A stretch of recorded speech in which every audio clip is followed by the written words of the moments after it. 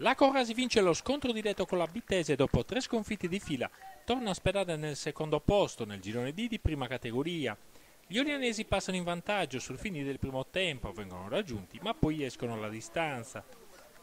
Mister Caggia rischiera la Corrasi con Sini, Mura, Sanna, Ruiu, Cucui, Cucca, Sodu, Boi, Tendas, Palimode e Impala.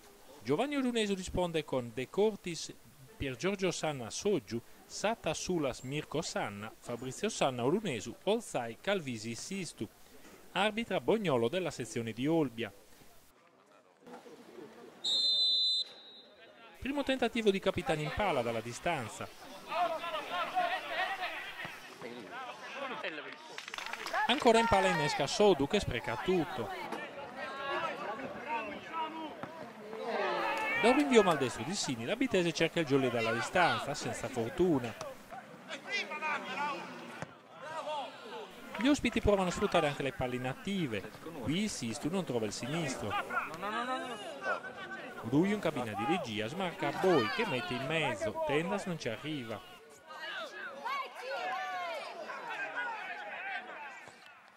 La pioggia rende difficile il controllo della palla, Tendas semina il panico in difesa ma non trova il compagno giusto.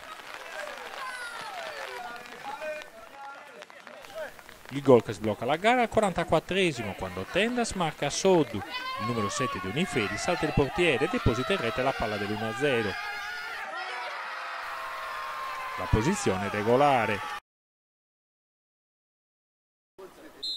Nella ripresa la Corrasi cerca il raddoppio, Sodu per Ruiu, scarico per Palimode che alza la mira.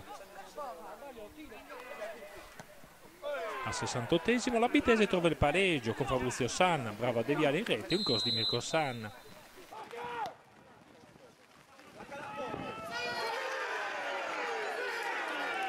Orunesu prova a mettere dentro forze fresche, ma alla mezz'ora la Corrasi torna di nuovo in vantaggio.